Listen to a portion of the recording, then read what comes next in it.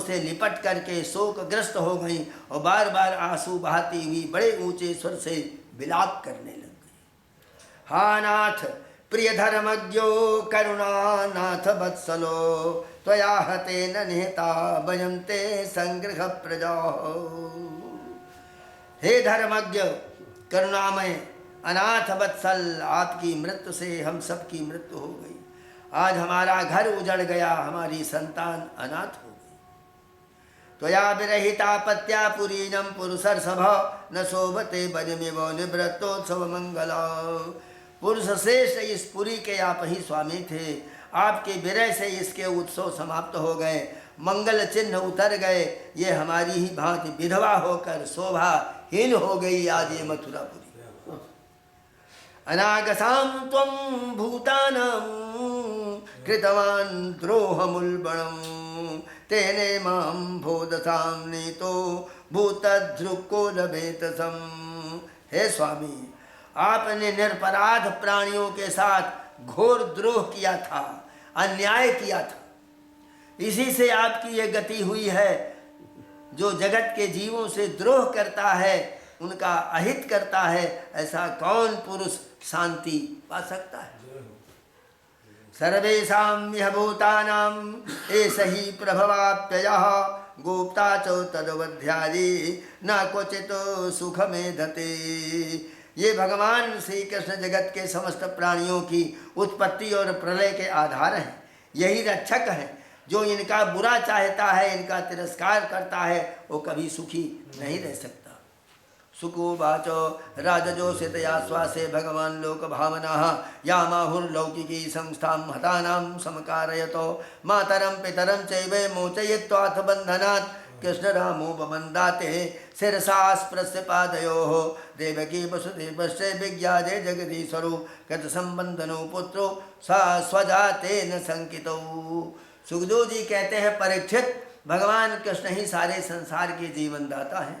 उन्होंने रानियों को ढाढ़स बंधाया, सांत्वना दिया, फिर लोक रीति के अनुसार मरने वालों का जैसा क्रियाकर्म होता है वो सब करवाया। तदनंतर भगवान कृष्ण बलराम जी ने जेल में जाकर अपने माता पिता को बंधन से छुड़ाया और सिर से स्पर्श करके उनके चरणों की वंदना की। देवकी वसुदेवश्च विज्ञाये जगदीश्वरो कृत संबंधनो पुत्रो स्वसम सस्वजातेन संकितो। अपने पुत्रों को प्रणाम करने पर भी देवकी और वसुदेव ने उन्हें जगदीश्वर समझ करके अपने हृदय से नहीं लगाया। उन्हें शंका हो गई कि हम जगदीश्वर को पुत्र कैसे समझें। श्रीमद्भागवते महापुराणे पारमहंस्यां संहितायां दशमस्कन्धे पूर्वार्धे कंसवधो नाम चतुश्चत्वारिंशोऽध्यायः। श्रीकृष्ण गोविंद हरे मुरारे हे नाथ नारायण वासुदेवो। श्रीकृष्ण गोविंद हरे मुरारे हे नाथ नारायण वासुदेवो। हंस का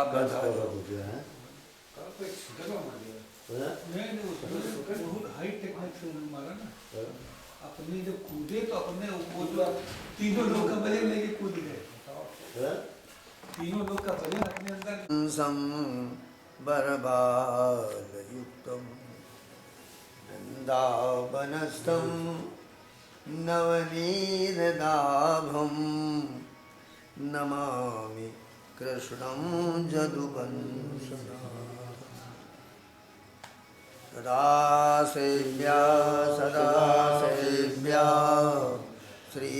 श्रीमद्भागवती कथा यस्याः श्रवणमात्रेण हरिश्चित्तं समाश्रयेत्। कंस का निधन होने के बाद में सुखदेव जी कहते हैं, परीक्षित, भगवान कृष्ण ही सारे संसार के जीवन दाता हैं। उन्होंने रानियों को ढांढस बंधाया, सांत्वना दी, लोक रीति के अनुसार मरने वालों का जैसा क्रियाकर्म होता है वो सब करवाया।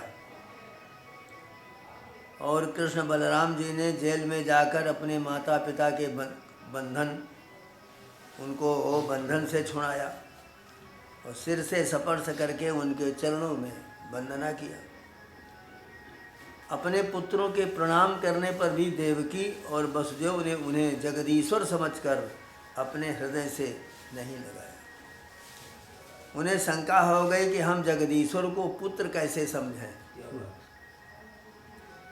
तो सुखदेव जी कह रहे हैं कि परीक्षित, पितरा उपलब्धार्थौ विदित्वा पुरुषोत्तमाः मां भूदिति निजां मायां तथा न जनमोहिनीम् उवाच पितरा वेत्य साग्रजः सात्वतरसभः प्रश्रयावनतः प्रीणन्नम्बता तेति सादरम् नास्मत्तो युवयोस्तातो नित्योतकण्ठितयोरपि बाल्यपौगण्डकैशोराः पुत्राभ्याम् अभवन् कुचितो न लब्धो दैवहतयोर्वासो नौ भवदन्तिके यां बालाः पितृगेहस्था विन्दन्ते लालितामुदम् सर्वार्थसम्भवो देहो जनितः पोषितो यताः न तयोर्याति निर्वेशं पित्रोर्मर्त्यः शतायुषा। भगवान श्री कृष्ण ने देखा कि माता पिता को मेरे ऐश्वर्य का और मेरे भगवत भाव का ज्ञान हो गया है कि हम भगवान हैं और ऐश्वर्य है हमारे पास, परंतु ऐसा ज्ञान होना ठीक नहीं। इससे तो ये पुत्र स्नेह का सुख नहीं पा सकेंगे।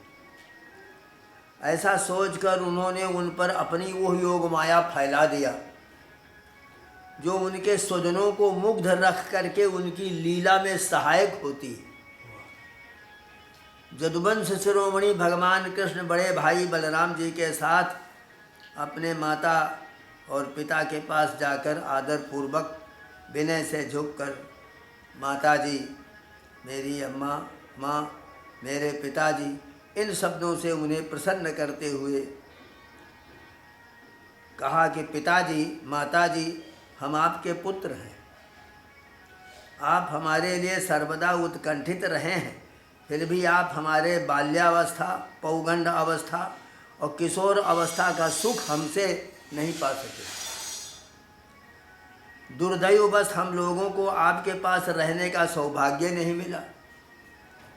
इसी से बालकों को माता पिता के घर में रहकर जो लाड़ प्यार मिलता है वो हमें भी नहीं मिल सका। तो पिता और माता ही इस शरीर को जन्म देते हैं और इसका लालन पालन भी करते हैं, तब कहीं जाकर ये शरीर धर्म, अर्थ, काम और मोक्ष की प्राप्ति का साधन करता है।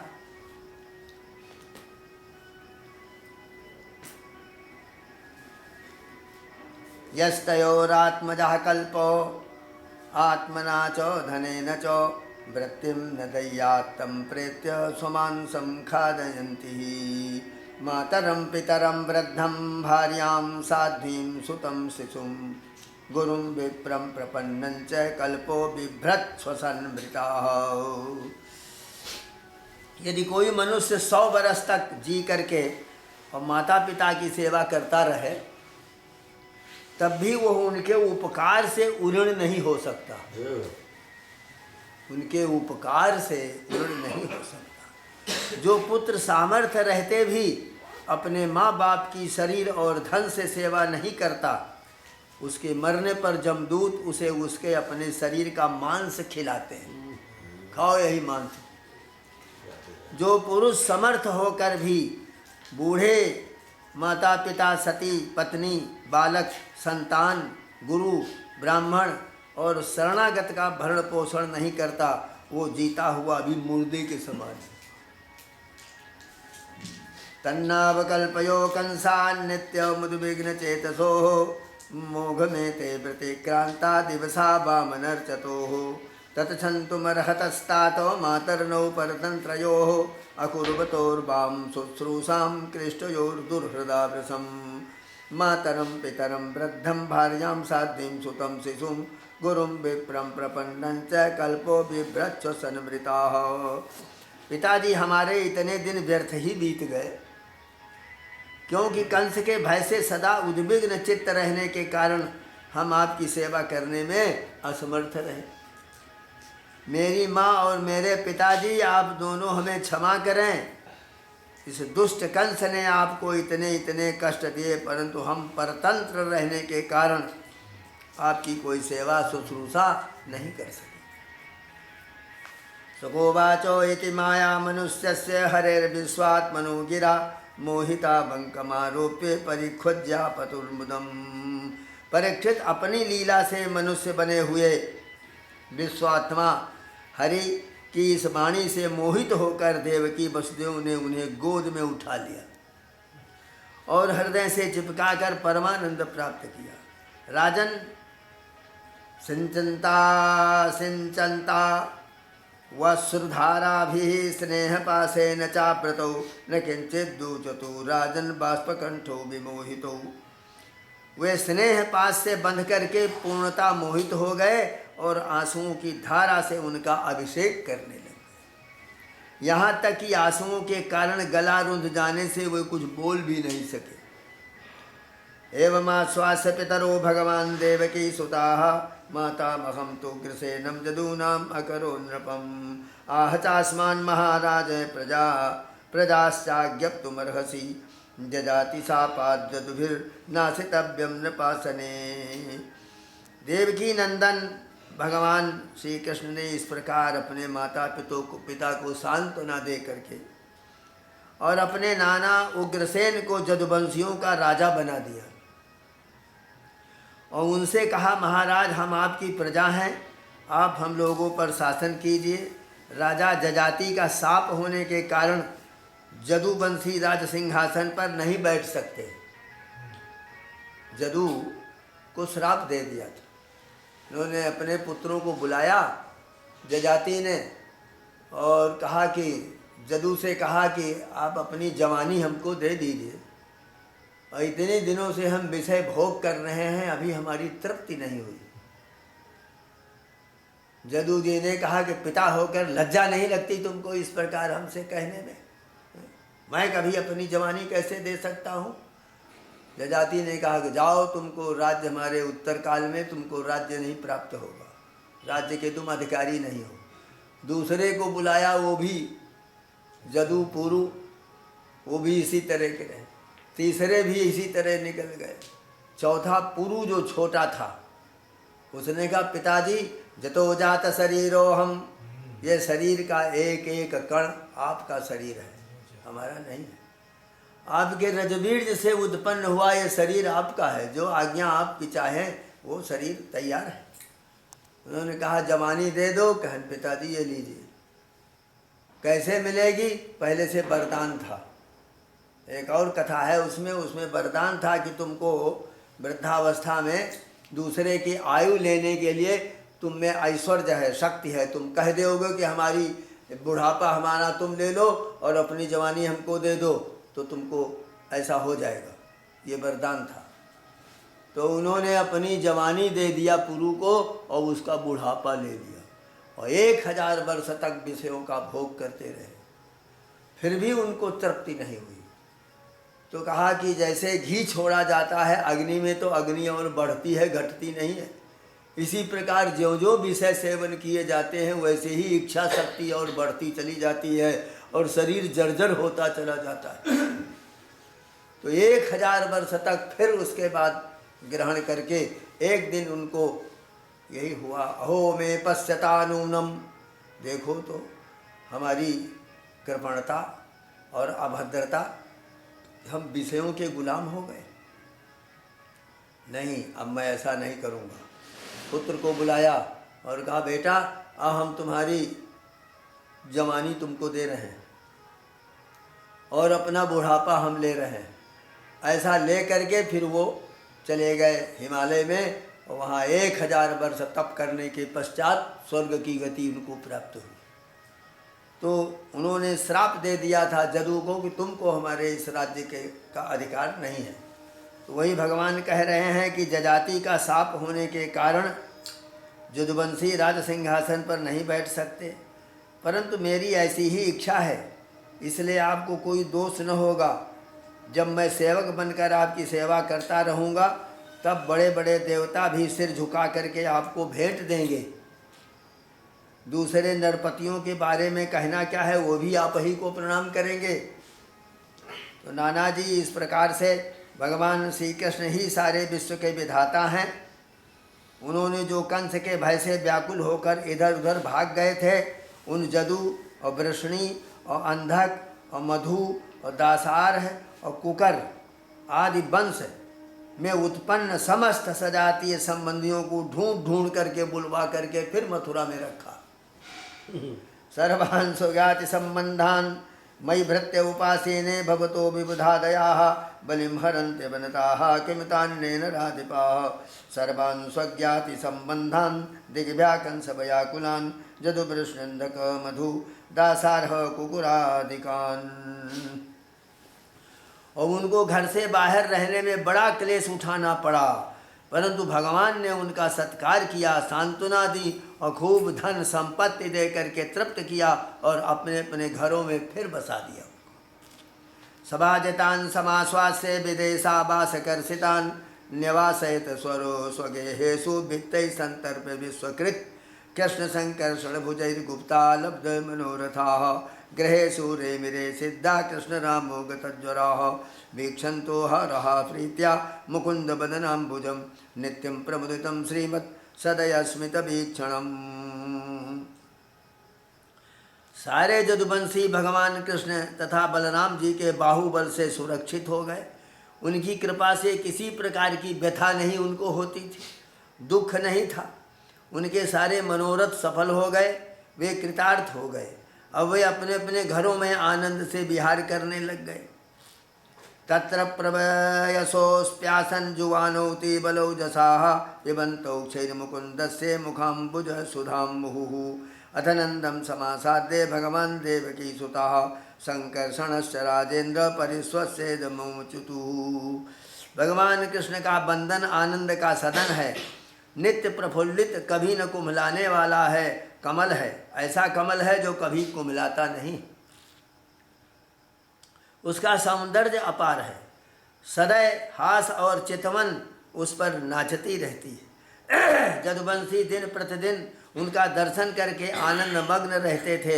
मथुरा के वृद्ध पुरुष भी युवकों के समान अत्यंत बलवान और उत्साही हो गए, क्योंकि वे अपने नेत्रों के दोनों से बारंबार भगवान के मुखारविंद का अमृत मकरंद रसपान करते रहते थे। प्रिय परीक्षित, पितुर्जुवाभ्याम स्निग्धाभ्याम पोषितो लालितो वृषम पित्रोरभ्यधिका प्रीतिरात्मदेख्वात्मनोपि। देवकी नंदन भगवान श्री कृष्ण और बलराम जी दोनों ही नंद बाबा के पास आए और गले लगने के बाद उनसे कहने लग गए, पिताजी, आपने और माँ जसोदा ने बड़ा स्नेह और दुलार से हमारा लालन पालन किया है। इसमें कोई संदेह नहीं कि माता पिता संतान पर अपने शरीर से भी अधिक स्नेह करते हैं। सा पिता सा च जननी यौ पुष्णीतां स्वपुत्रवतो शिशून् बंधु विरुत्सृष्टान् कल्पैः पोषरक्षणे जातजूजं व्रजं तात भजं च स्नेह दुःखितान् ज्ञातीन् वो द्रष्टुमे ख्यामो विधाजे सुहृदां सुखम्। अब कहा कि जिन्हें पालन पोषण न कर सकने के कारण स्वजन और संबंधियों ने त्याग दिया है, उन बालकों को जो लोग अपने पुत्र के समान लाड़ प्यार से पालते हैं, वही वास्तव में उनके माँ और बाप है, पिता हैं। पिताजी, अब आप लोग जात जूयम ब्रजम, अब आप लोग ब्रज में जाइए। इसमें संदेह नहीं कि हमारे बिना वात्सल्य स्नेह के कारण आप लोगों को बड़ा दुख होगा, इसमें कोई संदेह नहीं, दुख बहुत होगा। एवं यहाँ के सुहृद संबंधियों को सुखी करके, यहाँ के जो हमारे सुहृद हैं, संबंधी हैं, इनको हम सुख दे करके आप लोगों से मिलने के लिए हम फिर आएंगे। एवं शांतज्य भगवान नंदम सा ब्रजमच्युताः बासोलंकार कोप्यादेरर्हयामास सादरम। भगवान कृष्ण ने नंद बाबा दूसरे ब्रजवासियों को समझा बुझाकर बड़े आदर के साथ वस्त्र, आभूषण और धातुओं के बने बर्तन दे करके उनका सत्कार किया। एक तो तस्थो परिस्वज्ये नंदः प्रणय बिह्वलः पूरयन्न सुविर्नेत्रे सा गोपैर्वृजंजजौ अथ सूरसुतो राजन् पुत्रजो समकारयतो पुरोदशा ब्राह्मणस्य यथावत द्विज संस्कृतिम। भगवान की बात सुनकर नंद बाबा ने प्रेम से अधीर होकर दोनों भाइयों को गले लगा लिया। फिर नेत्रों में आंसू भरकर गोपों के साथ ब्रज के लिए प्रस्थान किया। हे राजन, इसके बाद वसुदेव जी ने अपने पुरोहित गर्गाचार्य और दूसरे ब्राह्मणों से दोनों पुत्रों का विधि पूर्वक द्विजाति समुचित यज्ञोपवीत संस्कार करवाया बुला करके। तेभ्यो ददात दक्षिणा गावो रुक्ममाला स्वलंकृताः स्वलंकृतेभ्यः संपूज्य सवत्सा क्षौममालिनीः याः कृष्ण राम जनवर्षे मनो दत्ता महामती ताश्चाददादनुस्मृत्य कंसेनार्धमतो हृताः। और विविध प्रकार के वस्त्र आभूषण से ब्राह्मणों का सत्कार करके बहुत सी दक्षिणाएं और बछड़ों वाली गौएं और सभी गौएं सर गले में सोने की माला पहने हुए थीं और भी बहुत से आभूषण रेशमी वस्त्र से विभूषित थीं। महामती वसुदेव जी ने भगवान कृष्ण और बलराम जी के जन्म नक्षत्र में जितनी गौएं मन ही मन संकल्प करके दी थीं उन्हें पहले कंस ने अन्याय से छीन लिया था। अब उनका स्मरण करके उन्होंने ब्राह्मणों को वो फिर से दे दिया। ततश्च लब्ध संस्कारो द्विजत्वं प्राप्य सुव्रतो गर्गात् जदकुलाचार्यात् गायत्रं व्रतमाश्रितो। इस प्रकार जदुवंश के आचार्य गर्ग जी से संस्कार कराकर बलराम जी और कृष्ण द्विजत्व को प्राप्त हो गए, द्विज हो गए। द्विज हो जाते हैं, जन्म संस्कार यज्ञोपवीत होने से द्विज हो जाता है। द्वाभ्याम जन्म संस्काराभ्याम जायन्ते इति द्विजाः। एक तो जन्म हुआ और दूसरा जब ये यज्ञोपवीत होता है ये दूसरा जन्म होता है। तो ये ब्राह्मण क्षत्रिय वैश्य तीन का होता है, तो तीनों को द्विज कहा जाता है। उनका ब्रह्मचर्य अखंड तो था ही, अब उन्होंने गायत्री पूर्वक अध्ययन करने के लिए उसे नियमतः स्वीकार कर लिया। अब गायत्र व्रत ले लिया, अखंड ब्रह्मचर्य।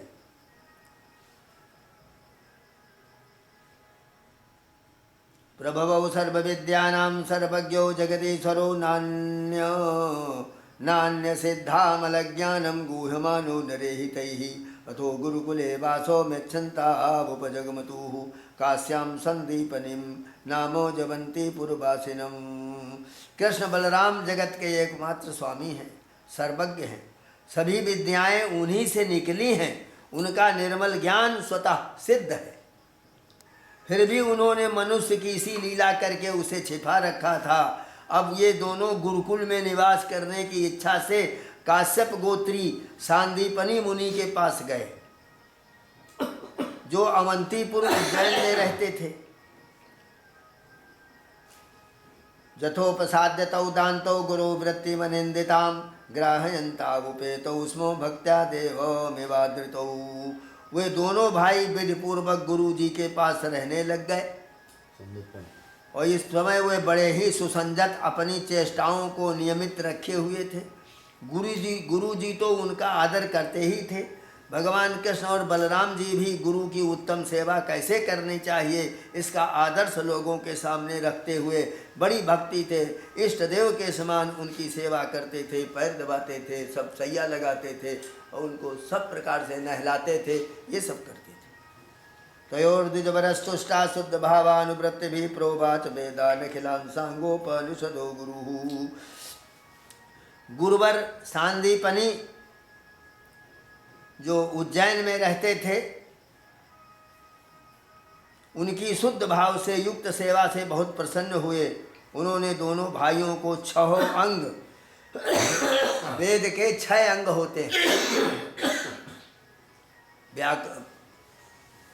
व्याकरण, ज्योतिष, कल्प, वेदांत, सांख्य और न्याय, ये 6 वेदों के अंग हैं। तो 6 अंग उनको पढ़ा दिया। इनके सिवा मंत्र और देवताओं के ज्ञान के साथ धनुर्वेद, मनुस्मृति, धर्मशास्त्र, मीमांसा शास्त्र और वेदों का तात्पर्य बतलाने वाले शास्त्र और तर्क विद्या, न्याय शास्त्र आदि की शिक्षा दे दिया। ये सब गुरु ने पढ़ा दिया। सरहस्यम धनुर्वेदम धर्मान न्याय पथांग तथा तथा चान्निक्षिकीं विद्याम राजनीतिं च षड्विधाम। और साथ ही संधि विग्रह यानी राजनीति। राजनीति में कितने अंग हैं? 6 प्रकार की राजनीति होती है। एक तो संधि करना, और एक विग्रह करना, और एक यान सवारी, और एक आसन, एक वैध, और आश्रय। हमारी शरण में कौन आता है? ये 6 भेदों से युक्त राजनीति का भी अध्ययन कराया। सर्वम नरवर श्रेष्ठौ सर्वविद्या सकृन्निगद मात्रेण तौ संजग जगृहतुर्नपो। परीक्षित भगवान कृष्ण और बलराम सारी विद्याओं के प्रवर्तक हैं। सारी विद्याओं के प्रवर्तक होते हुए इस समय केवल श्रेष्ठ मनुष्य का सा व्यवहार करते हुए अध्ययन कर रहे थे। अहोरात्रैश्चतुष्षष्ट्या संजतौ तावती कलाः गुरुदीक्षणयाचार्यं छन्दयामास तुर्नपो। उन्होंने गुरु जी के केवल एक बार कहने मात्र से सारी विद्याएं सीख लिया। केवल 64 दिन रात में ही, 64 दिन और रात, बस इतने में सारी विद्याओं का अध्ययन कर लिया। 64 कलाओं का ज्ञान प्राप्त किया। और 64 कलाएं कौन सी हैं? कहते हैं गान विद्या और वाद्य, तरह भांति भांति के बाजे बजाना, नृत्य विद्या, नाट्य विद्या, चित्रकारी, बेल बूटे बनाना, चावल और पुष्पादि से पूजा के उपहार की करना, फूलों की सेज बनाना, दांत, वस्त्र, अंगों को रंगना, मणियों की फर्श बनाना, सैया रचना, जल को बांध देना, विचित्र सिद्धियां दिखाना, हार माला आदि बनाना, कान और चोटी के फूलों के गहने बनाना, कपड़े और गहने बनाना, फूलों के आभूषणों से श्रृंगार करना, कानों के पत्तों की रचना करना, सुगंधित वस्तुएं, इत्र तेल आदि बनाना। कैसे इत्र बनता है, कैसे तेल बनता है। इंद्रजाल, जादूगरी, चाहे जैसा वेश धारण कर लेना, हाथ की फुर्ती के काम, तरह तरह की खाने की वस्तुएं बनाना, तरह तरह के पीने के पदार्थ बनाना, सुई का काम, कठपुतली का बनाना, नचाना, पहेली, प्रतिमा बनाना, कूटनीति, ग्रंथों के पढ़ाने की चातुरी, नाटक, आख्यायिका आदि की रचना करना, और समस्या पूर्ति करना, और पट्टी, बेंत और बाण आदि बनाना, और गलीचे दरी बनाना, ये सब सिखाया। बढ़ई की कारीगरी, ग्रह आदि बनाने की कारीगरी, सोने चांदी आदि धातु तथा हीरे पन्ने आदि रत्नों की परीक्षा, और सोना चांदी आदि बना लेना, सोना चांदी भी बना लेना, मणियों के रंग को पहचानना, खानों की पहचान, वृक्षों की चिकित्सा, और भेड़ा, मुर्गा, बटेर आदि को लड़ाने की रीति, तोता मैना आदि की बोलियां बोलना, उच्चाटन की विधि, और केशों की सफाई का कौशल, और मुट्ठी की चीज या मन की बात बता देना, मलेच्छ काव्यों को समझ लेना, विभिन्न देशों की भाषा का ज्ञान, जिसने विश्व भर में देश हैं उनकी सब भाषाओं का ज्ञान, शकुन और अपशकुन जानना, प्रश्नों के उत्तर में शुभ अशुभ बतलाना, नाना प्रकार के मातृका यंत्र बनाना, रत्नों को नाना प्रकार के आकारों में काटना, सांकेतिक भाषा बनाना, मन में कटक रचना करना, नई नई बातें निकालना, छल से काम निकालना, समस्त कोशों का ज्ञान, समस्त छंदों का ज्ञान, और वस्त्रों को छिपाने या बदलने की विद्या, और द्यूत कीड़ा, जुआ भी, दूर के मनुष्य या वस्तुओं का आकर्षण कर लेना, बालकों के खेल, मंत्र विद्या, विजय प्राप्त कराने वाली विद्या, और बैताल विद्या, ये 64 विद्या है। इन 64 विद्याओं का छन्दयामास तुर्नप, 64 दिन में ही इन सारी विद्याओं को पढ़ा दिया। द्विजस अहोरात्रे द्विजस्तयोष्टम महिमानमद्भुतं संलक्ष्य राजन्नति मानुषीं मतिम्। ओसं मंत्र पत्न्या समहार्णवे वृतं बालं प्रभासे वरजं बभूवः। इतना जब पढ़ा दिया तो संदीपनी मुनि से प्रार्थना की गई कि आपकी जो इच्छा हो गुरुदक्षिणा मांग ले। अब गुरुदक्षिणा देकर तब तो आएंगे। महाराज संदीपनी मुनि ने उनकी अद्भुत महिमा और अलौकिक बुद्धि का अनुभव कर लिया था, इसलिए उन्होंने अपनी पत्नी से सलाह करके यह गुरुदक्षिणा मांगी कि प्रभासक क्षेत्र में हमारा बालक समुद्र में डूबकर मर गया था। प्रभासक क्षेत्र में, और प्रभासक क्षेत्र वही है सोमनाथ, जहाँ ये है सोमनाथ, इसी को प्रभासक क्षेत्र कहते हैं। तो वो प्रभासक क्षेत्र में हमारा बालक समुद्र में बालम प्रभासे बरयाम बभूवह, वो बालक हमारा वहाँ के समुद्र में डूब के मर गया था, उसे तुम लोग ला दो। ये वर मांगा, यही दक्षिणा है हमारी। तथेत्यथारुष्य महारथौ रथम प्रभासमासाद्य दुरंत विक्रमो बेलामुपव्रज निषेधतु क्षणम सिंदूरविदित्वार्हण महारथयो। बलराम जी और कृष्ण का पराक्रम अनंत था, दोनों ही महारथी थे। उन्होंने बहुत अच्छा कहकर गुरु जी की आज्ञा स्वीकार किया और रथ पर सवार होकर प्रभासक क्षेत्र में आ गए। वे समुद्र तट पर जाकर क्षण भर बैठे रहे। उसी समय यह जानकर कि ये साक्षात परमेश्वर हैं, अनेक प्रकार की पूजा सामग्री लेकर समुद्र उनके सामने उपस्थित हो गया। वो आकर के भगवान की पूजा किया। तमाह भगवान आसु गुरुपुत्र प्रतीजताम योसा विहत्वया ग्रस्तो बालको महतोर्मिणा। भगवान ने समुद्र से कहा कि समुद्र, तुम यहाँ अपनी बड़ी बड़ी तरंगों से हमारे जिस पुत्र को बहा ले गए हो, गुरुपुत्र को, उसे लाकर शीघ्र हमें दे दो। समुद्र उवाच नैवाहर्षमहं देवो दैत्यः पंचजनो महान अंतर्जलचरा कृष्णो शंख रूपे धरुसुरा। मनुष्य वेशधारी, मनुष्य का वेश धारण करके समुद्र आया था। तो उसने कहा कि हे देवाधिदेव श्री कृष्ण, मैंने उस बालक को नहीं लिया। मेरे जल में पंचजन नाम का एक बड़ा भारी दैत्य जाति का असुर है। वो शंख के रूप में रहता है, बड़ा भारी शंख है, वही है वो राक्षस। अवश्य ही उसी ने उस बालक को चुरा लिया होगा। आस्ते तेना हतो नूनम नैवाहार्षमहं देवो दैत्यः पंचजनो महान अंतर्जलचरा कृष्णो शंख रूपे धरुसुरः। आस्ते तेना हतो नूनं तच्छ्रुत्वा सत्वरं प्रभु जलमाविश्यतं हत्वा नापश्यत् उदरेर्भकम्। समुद्र की बात सुनकर भगवान तुरंत ही जल में जा घुसे, जल के भीतर घुस गए और शंखासुर को मार डाला, परंतु वो बालक उसके पेट में नहीं मिला।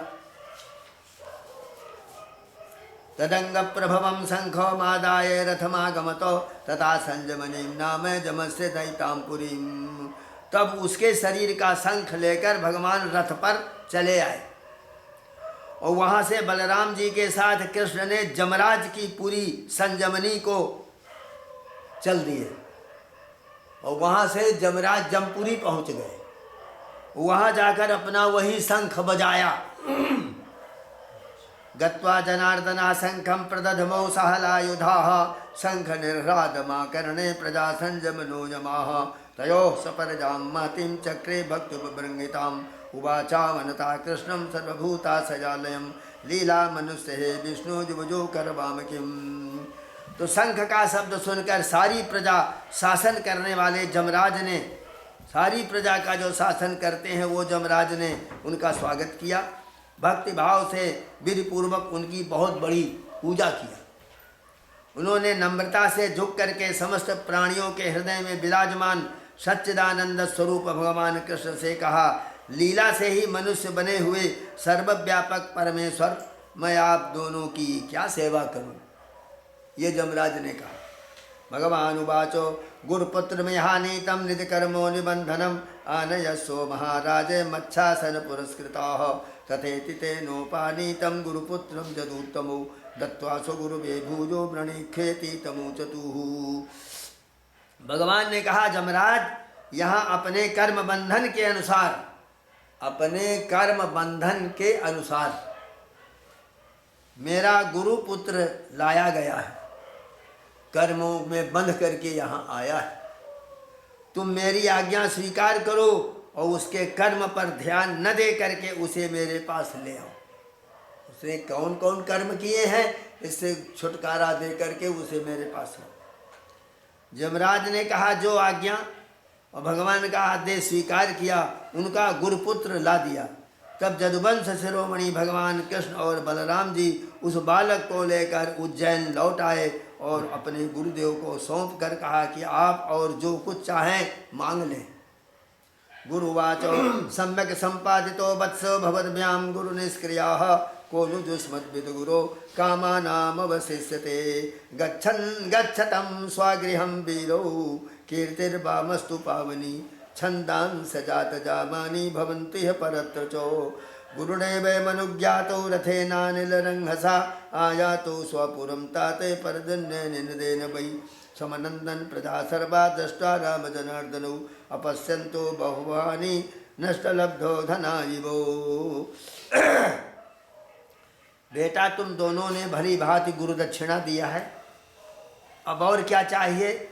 जो तुम्हारे जैसे पुरुषोत्तमों का जो गुरु है उसका कौन सा मनोरथ अपूर्ण रह सकता है।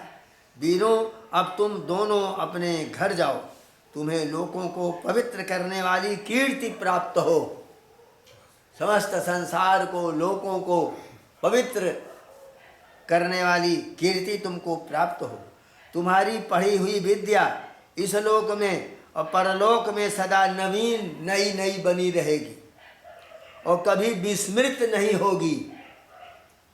बेटा परीक्षित फिर गुरु जी से आज्ञा लेकर वायु के समान वेग और मेघ के समान शब्द वाले रथ पर, जो मेघों की तरह गरजता है और वायु की तरह से उड़ता हुआ चलता है, ऐसे रथ में सवार होकर दोनों भाई मथुरा जी लौट आए। समनंदन प्रजा सर्वा दृष्ट्वा राम जनार्दनो अपश्यन्तो बहुवानि नष्टलब्धो गणायिवो। मथुरा की प्रजा बहुत दिनों तक कृष्ण बलराम को न देखने से अत्यंत दुखी हो रही थी। अब उन्हें आया हुआ देख सब के सब परमानंद में मग्न हो गए, मानो खोया हुआ धन मिल गया हो। श्रीमद्भागवते महापुराणे पारमहंस्यां संहितायां दशम स्कंधे पूर्वार्धे गुरुपुत्रानयनं नाम पंचचत्वारिंशोऽध्यायः।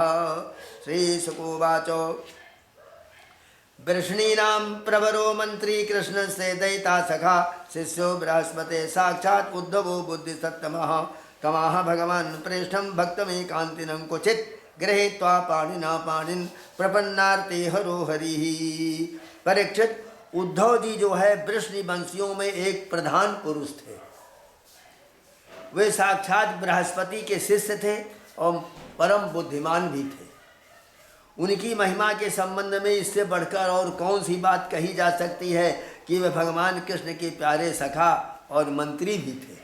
वही मंत्री थे और वही प्यारे सखा भी थे। तमाह भगवान प्रेष्ठम भक्तमेकान्तिनं क्वचित् गृहीत्वा पाणिना पाणिन् प्रपन्नार्ति हरो हरिः। गच्छोद्भववृद्धं सौम्यो पित्रोर्नौ प्रीतिमावह गोपीनां मद्वियोगाधिं मत संदेशैर्विमोचयो। एक दिन शरणागतों के सारे दुख हर लेने वाले भगवान कृष्ण अपने प्रिय भक्त और एकांत प्रेमी उद्धव जी का हाथ अपने हाथ में लेकर अकेले में बैठकर कहा कि सौम्य स्वभाव उद्धव, हे सौम्य स्वभाव, जिनका स्वभाव बड़ा सौम्य है, कैसा संबोधन है, हे सौम्य स्वभाव उद्धव, तुम ब्रज में जाओ, वहाँ मेरे पिता माता नंद बाबा जसोदा मैया उन्हें आनंदित करो, और गोपियाँ मेरे विरह की व्याधि से बड़ी दुखी हो रही हैं, उनको जाकर के समझाओ। वो सब ऐसी दुखी हैं जिसका वर्णन नहीं कर सकते, हमको यहीं से सब दिखाई दे रहा है। तो वो बड़े दुख में गीत गा रही हैं, रो रही हैं बैठे हुए, कहे कोई परदेसी की बात। आपस में बैठे हुए गा रहे हैं। कहे कोई परदेसी की बात, मग पंचक ले गयो सांवरो, ताते जिय कुलात। मघा मघ पंचक ले गए। मघा पूर्वा उत्तरा हस्त चित्रा। तो चित्रा का मतलब चित्त। हमारे चित्त को तो वो लेकर चले गए। अब है क्या यहाँ? मघ पंचक ले गयो सांवरो, ताते जिय कुलात। कहे कोई परदेसी की बात। गच्छोद्धव व्रजम सौम्यो पित्रोर्नो प्रीतिमावह, गोपीनां मद्वियोगाधिं मत संदेशैर्विमोचयो। तुम ब्रज में जाओ, वहाँ मेरे पिता माता जसोदा मैया हैं, उन्हें आनंदित करो। और गोपियाँ विरह की व्याधि से बड़ी दुखी हो रही हैं, ये संदेश सुना दो। हमारा संदेश लेकर के जाओ और उनको वेदना से मुक्त करो। ता मन मनस्का मत प्राणा मदर्थे त्यक्त दैहिकाः, मामेव दयितं प्रेष्ठो मात्मानं मनसा गताः। जे त्यक्तलोक धर्मांश्च मदर्थे तान् बिभर्म्यहं, मयिताः प्रेयसां प्रेष्ठे दूरस्थे गोकुलस्त्रियाः। स्मरन्त्योऽङ्गो विमुच्यन्ति विरहूतकण्ठविह्वलाः, धारयन्त्यतिकृच्छेण प्राया प्राणान् कथञ्चनो, प्रत्यागमन संदेशैर्वल्लभ्यो मे मदात्मिकाः। हे प्यारे उद्धव, गोपियों का मन नित्य निरंतर हमारे में ही लगा हुआ है। उनका चित्त हमारे पास में है। उन्हें कुछ नहीं रह गया, वह तो मुर्दा रूप है सब। उनके प्राण, उनका जीवन, उनका सर्वस्व मैं ही हूँ। मेरे लिए ही उन्होंने अपने पति पुत्र आदि सभी सगे संबंधियों को छोड़ दिया। उन्होंने बुद्धि से भी मुझी को अपना प्यारा, अपना प्रियतम और अपनी आत्मा मान रखा है। मेरा ये व्रत है कि जो लोग मेरे लिए लौकिक पारलौकिक धर्मों को छोड़ देते हैं, लौकिक और पारलौकिक, ये लोक के जो धर्म हैं व्यवहार में एक दूसरे के साथ निभाने वाले, और पारलौकिक जो धर्म हैं कि इन कर्मों से यह लोक मिलेगा, इन कर्मों से ये स्वर्ग मिलेगा, इनसे ये मिलेगा, इन दोनों का जो परित्याग कर देते हैं,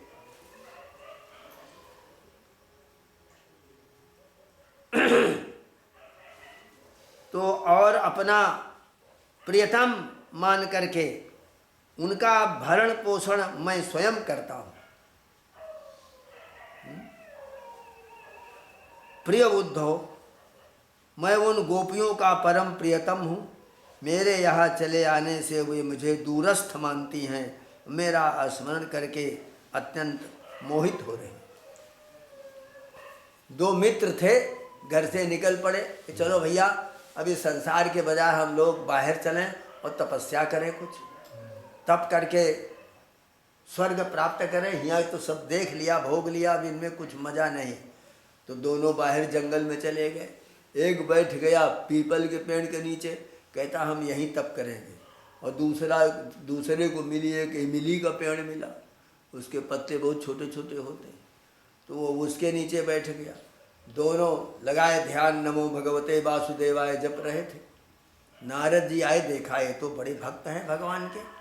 उनके पास गए, कहते क्यों आप लोग जो पाठ ये जप कर रहे हैं, तप कर रहे हैं, मैं भगवान विष्णु लोक में जा रहा हूँ नारायण के पास, कोई बात हो तो बतला दो, मैं उनसे कह दूंगा। तो उन दोनों ने यही कहा कि प्रभु मैं लोग यहाँ पड़े तप कर रहा हूँ, हमको कब दर्शन देंगे। तो नारद जी गए और वहाँ विष्णु लोक में जाकर के और नारायण से ये बात कही कि मृत्यु लोक से मैं आ रहा हूँ, वहाँ दो आपके भक्त बैठे हुए, एक इमली पेड़ के नीचे है, एक पीपल के पेड़ के नीचे। तो उन्होंने ये संदेश कहा है कि पूछना कि हमको कब दर्शन देंगे। तो भगवान ने कहा कि वो पीपल वाला जो है उससे कह देना कि जितने इस पेड़ में पत्ते हैं इतने वर्षों के बाद हम मिलेंगे। और इमली वाला जो है उससे कह देना इसमें जितने पत्ते हैं इतने जन्म तुम्हारे हो जाएंगे तब हम मिलेंगे तुमको। तब नारद जी वहाँ से आए मृत्युलोक में, गए उसके पीपल वाले से कहा तो कहता इतने पत्ते हैं इतने वर्षों के बाद मिलेंगे, माला वाला सब फेंक दिया और बाहर कहता हमारे किए ये तपस्या नहीं होगी, ले लो अपन कंठी माला, अब हमसे नहीं चलेगा। दूसरा जो था वो इमली के पेड़ वाला, उसको जब सुनाया तो वो उठ करके नाचने लग गया। हाँ, प्रभु ने मुझे स्वीकार तो कर लिया, इतने जन्मों के बाद मिलेंगे, इसमें करोड़ों पत्ते हैं और करोड़ों जन्मों के बाद मुझे मिलेंगे, तो ये तो आश्वासन दे दिया है। तो नाचने लग गया, तो नाचने लग गया तो भगवान उसी क्षण वहाँ प्रकट हो गए। तो